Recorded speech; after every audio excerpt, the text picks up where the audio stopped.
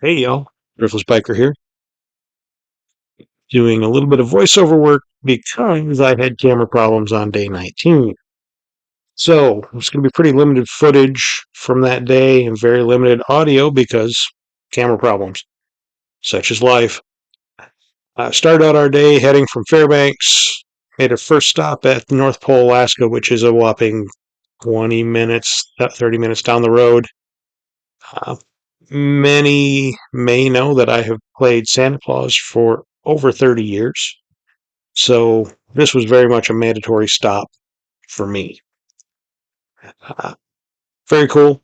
Uh, Basically, from there, we started our trip on the Alaska Highway and spent the night in Beaver Creek, Yukon, right on the other side of the border, back into Canada. Our first to last border crossing of the trip.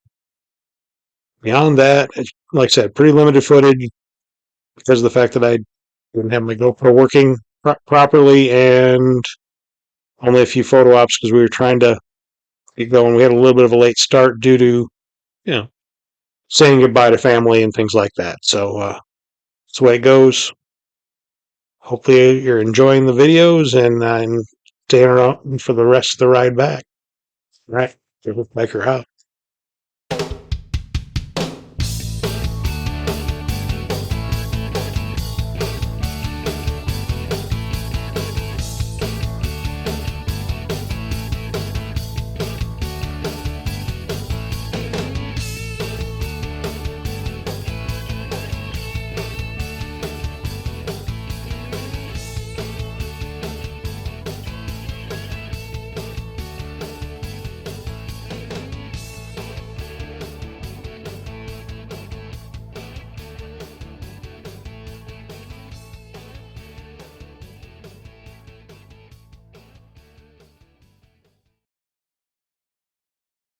Is the beginning of day 21, I think.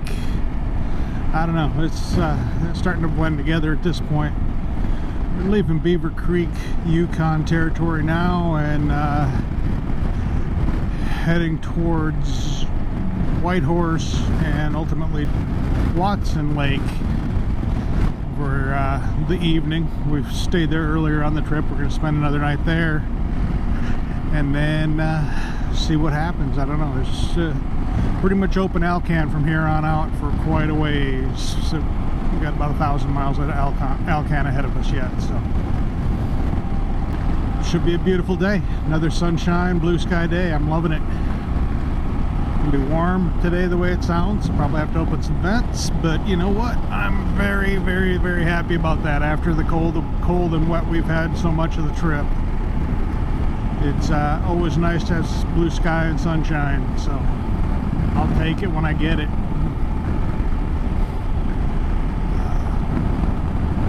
Still got beautiful views, beautiful mountain views to see.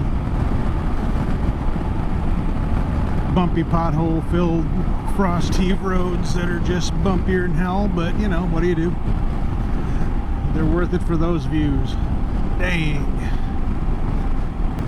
The suspensions of our motorcycles have taken a serious beating on this trip. But our beautiful Super Tenerays, okay, they're not beautiful, but they're definitely great bikes. They have not missed a beat. The bikes themselves, I mean, yeah, I had a valve stem go, well, that's a tire issue, that's a wear part, that's not an actual bike related. I mean, yes, it's bike related, but it's not the bike. It's not the bike's fault. Crap happens. Other than that, both bikes have ran absolutely flawlessly. They've taken everything we've thrown at them and said, give me more. We've not even come close to taxing either bike. I'm probably taxing mine a bit more because I'm a big sunbuck and Shark's not nearly so big. So, you know, obviously I tax my bike a little bit more than he does. But the bikes just, they have not missed a beat. They've ran fantastic. It's just been a great trip so far and hopefully continues to be that way. We've got less than a week left to get home. I got to go back to work a week from tomorrow, so I have to be home in 1 week.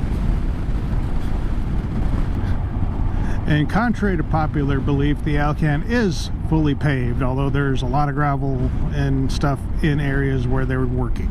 I mean, it's constantly under maintenance, especially this time of the year. We've been seeing work crews working on Sundays, so I mean, it's just constant maintenance on a road that's like this. There are frost heaves and potholes everywhere. It's just the way it goes. They're on permafrost up here. You know, there's always a certain amount of frost in the ground.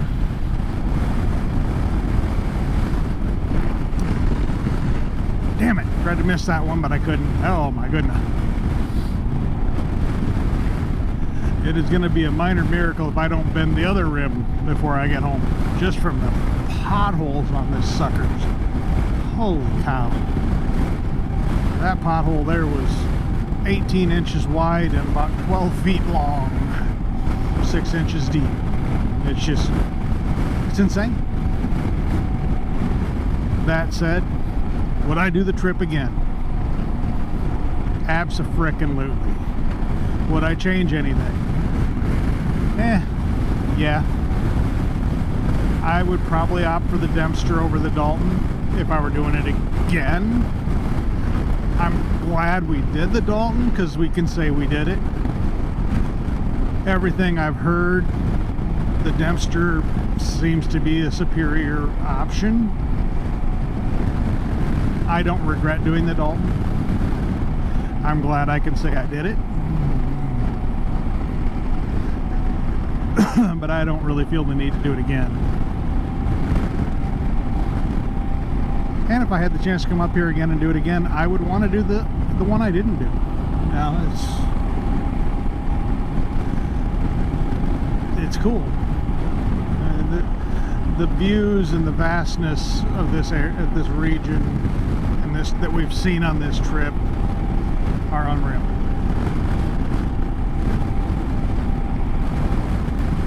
The mosquitoes are also unreal.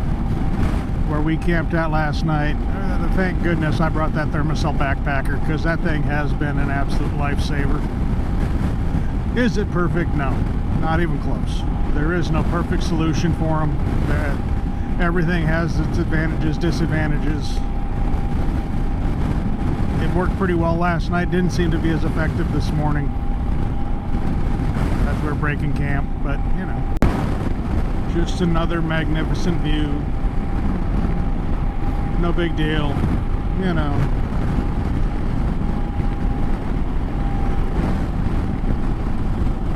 What do you do? You know, it's just so boring and bland. This place is amazing. The views are just unreal.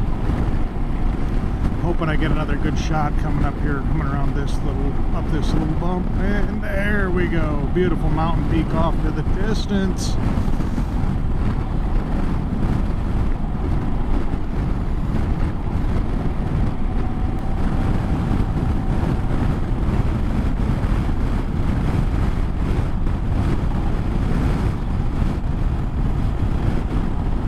Harleys, a couple GS's, a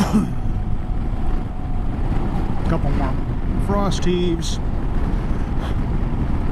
and potholes, and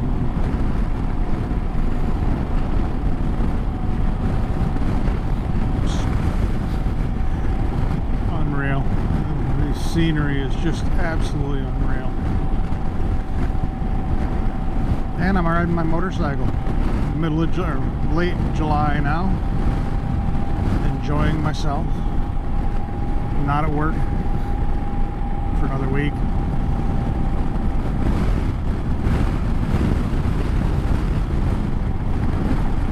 And we've got like 3,000-ish miles left till home, so it's not too far, not too bad. I mean, we're a long ways, don't get me wrong, but for what we've got left and the number of days we've got, it's not too bad.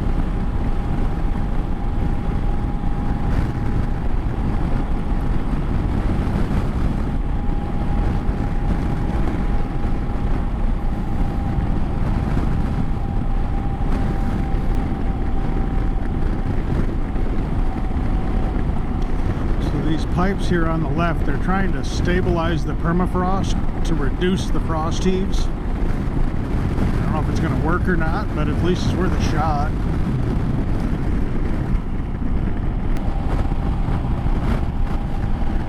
It doesn't suck to be me today, or a lot of days.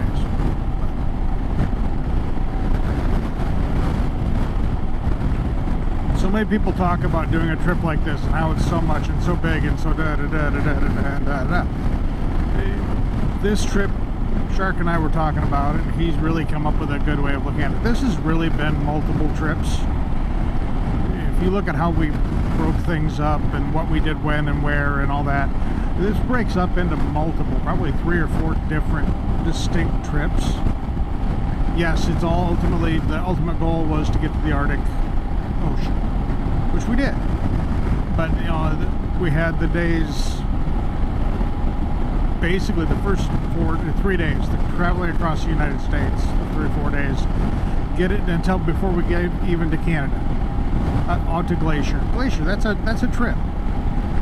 Then up through the Canadian Rockies, and Banff, and Jasper, and Kootenay, and Radium, all of that. Of course, I did that backwards with Radium, Kootenay, Banff, and Jasper, and on to Prince George, and an entire issue. I mean, that really is through Watson Lake and Signpost Forest and Whitehorse. That really is a trip in and of itself, just because it's its own thing. And then you get the trip up to Dawson City and across top of the world and over to Greg's. That could really be looked at its own trip. Dawson, you know, up to Dalton and back, that's its own trip. And now back here on our way home, doing the Alcan, that could be considered really its own trip too, which we're far from done with that at this point. But how do you take a trip like that? Same way you eat an elephant, one bite at a time. You have to prepare for it physically, mentally, financially. But it's not that hard to do. Yes, there's certain physical demands, especially doing it on a motorcycle like we are. But it's not, oh my goodness, that view. Wow. What a view. What a view. Okay, back to what I said. Yeah, there are physical demands. Just doing this on a motorcycle is physically demanding. It is tiring. It is just, it is. But it's worth it. And it isn't out of the realm of being reasonable for a person to do. It's not so difficult that you can't do it. It's not so difficult you can't safely do it. You know, our average days were in the 300-mile range, 400-mile range, I think, total. It's not that bad. You know, yeah, it's hard. There have been days that are exhausting. The day coming from Dead Horse back to Fairbanks was physically and emotionally draining. Mentally draining, because you have to be so on your game and so focused on that road. But it's not that hard. Yes, I spent 6 months basically physically preparing for this trip. Getting myself into as good a condition as I possibly could to not only survive the trip, because that wasn't what I wanted. I wanted to enjoy the trip, make the most of it.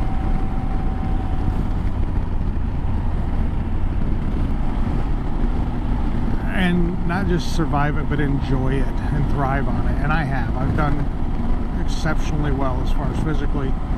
Yeah, I've got a dinged up shoulder, but that's not anything I could have done to prevent it, other than not turning onto that frickin' soupy road. What do? You know, I made a mistake there that's caused me pain the rest of the trip, and probably is going to cause me pain for quite a while yet. But it happened. Power through. It's such a cool trip and cool life I'm living right now, and I'm just enjoying every minute of it while it lasts. So I've only got another week left, and I know that for many people, that is a full vacation, is a week. It's a long vacation for a lot of people, is a week.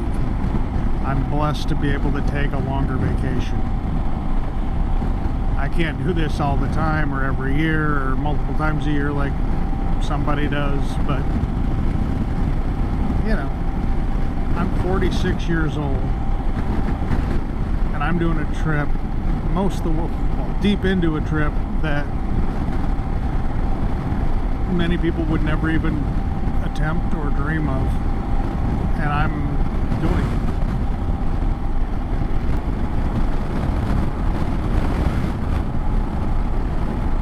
I haven't reached the point yet where it's I want to be home. I don't mind the fact that we're on that route towards home, but I haven't hit the point of, okay, I just want to go and get home. And the fact that my wife isn't there might be part of that, because she's on vacation with her family, with her sister and brother-in-law and niece.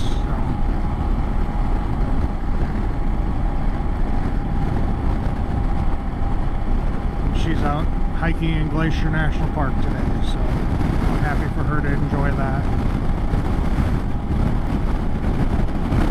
The mountains have been just phenomenal this entire trip. It's worthwhile to be able to be here and do this.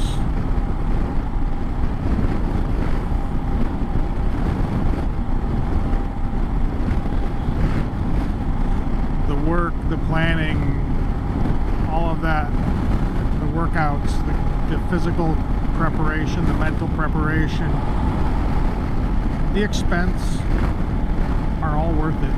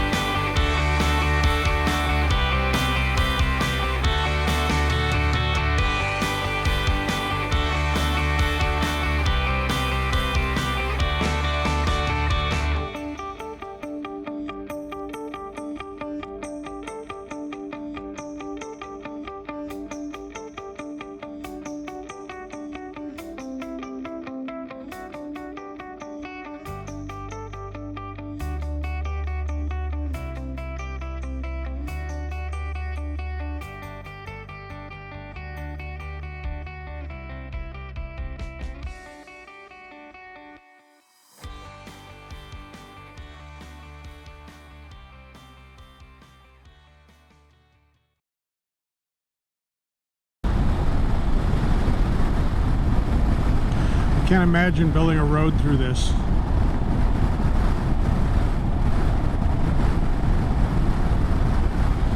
Because clearly these mud flats flood.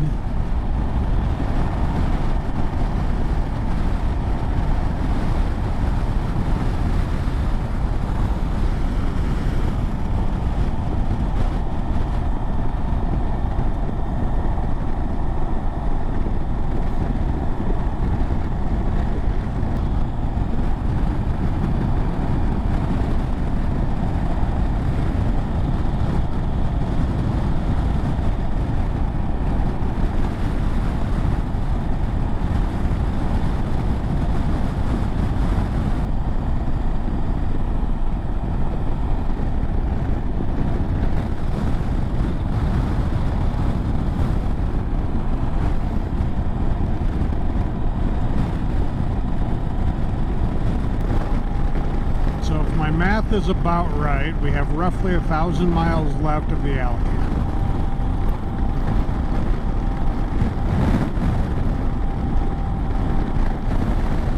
Which realistically puts us 3 days, 2.5. But we're going to get in a fair number yet today.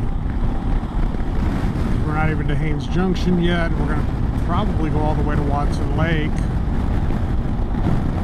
It's 2:40 now. That's pushing it. We may end up staying in Whitehorse. We had a later start than we planned or had hoped this morning, so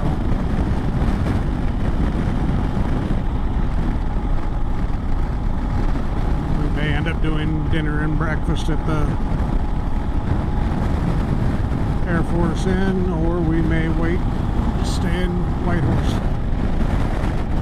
I need to look at some distances once we get to Whitehorse and figure out what we're going to do.